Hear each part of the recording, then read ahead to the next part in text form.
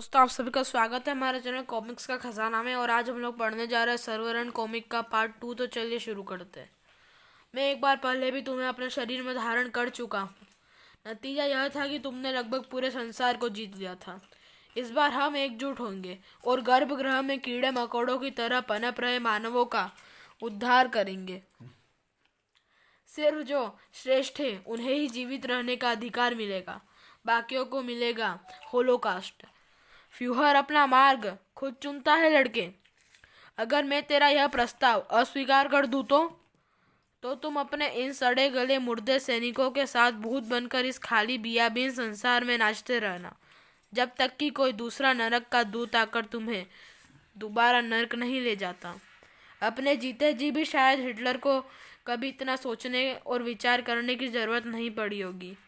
कुछ देर सोच में डूबे रहने के बाद हिटलर की आत्मा बोली, मुझे तुम्हारा प्रस्ताव स्वीकार है लड़के। कुछ देर बाद जीवो उस जगह से बाहर निकल रहा था, लेकिन उसकी आंखों में हिटलर की वहशियत और होठों पर कुटिलता थी, और नाजी ज़ोंबीज की फौज उसके पीछे पीछे चल रही थी, क्योंकि अब वह सिर्फ जीवो नहीं था, अब वह उनका फ्यूहर था, उनका नर्क का तानाशाह। अब प्रथम अध्याय आरंभ, नए रक्षकों का आगाज। ड्रैकुला और बोड्रेल अपनी अपनी दिशा निर्धारित कर चुके थे और अपने अपने शक्ति विस्तार के सफर पर कुछ भी कर चुके थे। उद्देश्य दोनों का एक ही था, अपनी शक्तियों को दूसरों से अधिक बढ़ाना। सदियों से पिशाची शक्तियां इस पूरे संसार में सोई है पड़ी हैं। इनकी ताकत का अंदेशा ना उन मूर्ख बोड्रेल को है और ना ही उस बड़बोले सदम को। लेकिन अब अंदाजा हो जाएगा। झूठो मेरी अनुयायियों, एकजुट हो।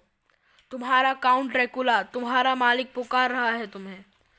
और दोनों ही अपने इस मिशन में कोई कमी नहीं छोड़ना चाहते थे। धरती का ऐसा कोई कोना नहीं होगा जहाँ वीर योद्धाओं के शव किसी न किसी युग में ना गिरे हों। समय और धरती की परतों के नीचे दबा ऐसा शूरवीर अब बोड्रेल की सेना का हिस्सा बनेगा। लेकिन कई पूरी निष्ठा से किए गए हमारे प्रयास भी मनचाहा परिणाम नहीं दे पाते, क्योंकि नियति आने वाले समय के भाग्य में कुछ और ही लिख चुकी होती है। पहले उस पाप शक्ति के पास से महादेव के गणों का यह महाशक्तिशाली त्रिभुवन मिलना, और फिर इन मृत पाप शक्तियों का धरती पर विचरना मुझे शुभ संकेत नहीं दे रहा उल्लू का। इनका अलख निरंजन करना होगा। उल्लू, उल्लू, उल्लू। यह क्या है? उल्लू उल्लू का आग किसने लगा दी? यह अलख निरंजन है, कभी बुझती नहीं, पाप को जलाती है और तुझ जैसे पापियों को भी। अलख निरंजन, कौन है तू? तेरे शरीर पर तो शमशान की भस्म चढ़ी हुई है। महादेव का भक्त, शमशान काली का पुत्र, मैं हूँ अघोरी। अघोरी हो या लल्ला लल्ला लोरी, मेरा रास्ता क्यों रोका है तूने? क्योंकि तू मुर्दा है, और मुर्दे दो ही जगह पर अच्छे लगते हैं मुझे, चिता के ऊपर, कब्र के नीचे। मैं नहीं जानता तू कौन है, पर फिक्र मत कर, बोड्रेल जल्द ही तुझे भी इन्हीं दो जगहों में से किसी एक पे पहुंचा देगा। यह क्या? तू तो मरने से पहले ही बेताल बनकर उल्टा लटक गया। तू अघोरी की शक्तियों से अभी परिचित नहीं है मुर्दे। बरगद का पेड़ अनगिनत अतृप्त आत्माओं का घर होता है, और ऐसी सभी आत्माएं दरअसल अघोरी की वफादार सैनिक है, जो मेरा आह्वान पर आते हैं और मेरे दुश्मन को आत्माओं में तब्दील कर देते हैं।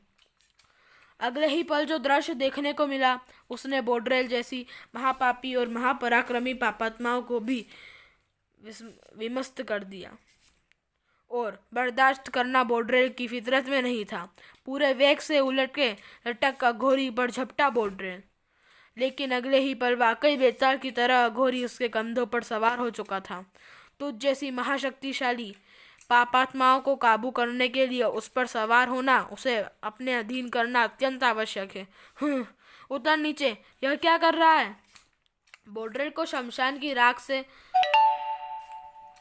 सराबोर करता चला गया अघोरी। यह माता शमशान वासिनी की सिद्ध की हुई भस्म है।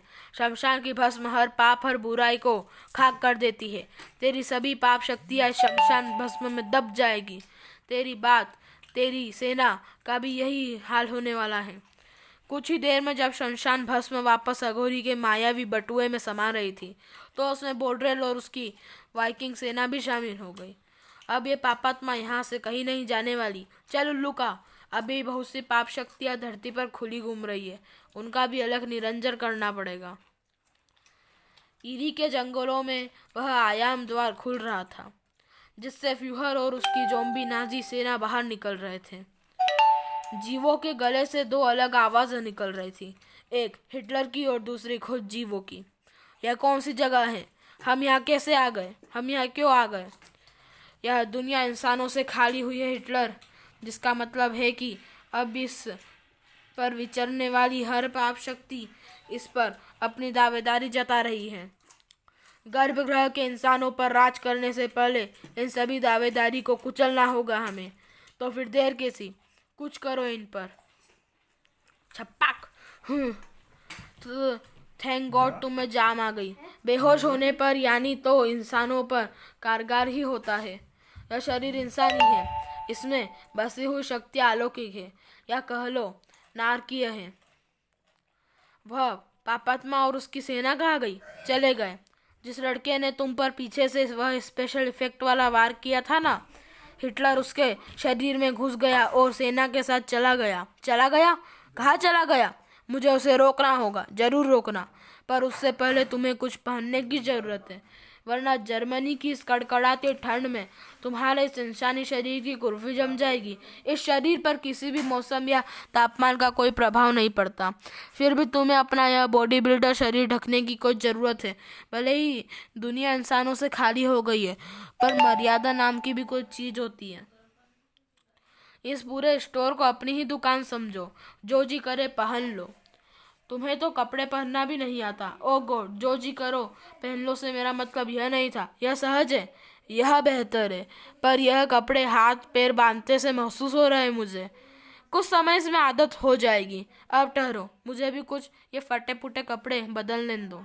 अब ठीक है, अब बताओ हम लोग कहाँ जा रहे हैं? तुम जहाँ जाना चाहो जा सकती हो, मैं उन पापात्माओं के पीछे जा रहा हूँ। तुम जहाँ भी जा रहे हो मैं तुम्हारे साथ ही चल रही हूँ। मैं तुम्हें अपने साथ नहीं रख सकता लड़की। मैं जिन पापात्माओं को वापस नर्क पहुंचाने धरती पर आया हूँ, उनका सामना मुझे अकेले ही करना होगा। यह मेरा नर्क है जो मुझे खुद भुगतना होगा। इसमें मेरा साथ कोई नहीं दे सकता, किसी की भागीदारी नहीं हो सकती। मेरे साथ रहोगी तो अपनी जान से जाओगी।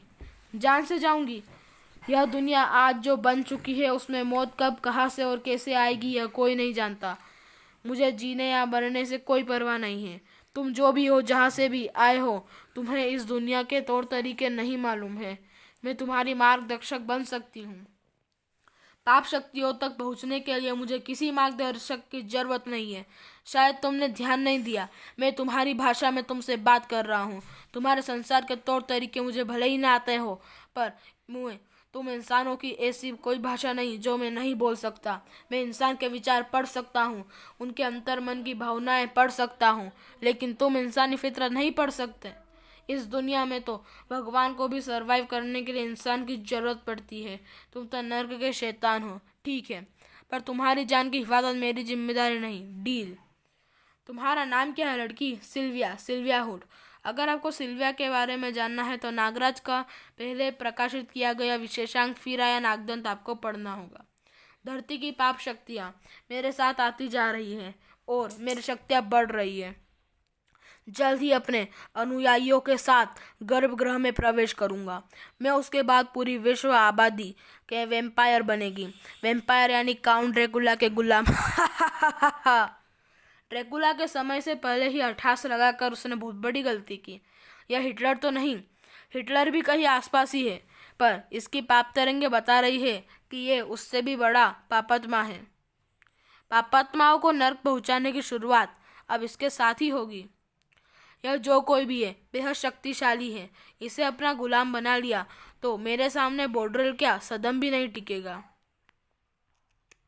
तो दोस्तों, ये वाला पार्ट यहीं तक था। हमने जो है प्रथम अध्याय अब समाप्त कर लिया है और अब हम जो है द्वितीय अध्याय शुरू करने जा रहे हैं। तो इस वीडियो को देखने के लिए धन्यवाद दोस्तों।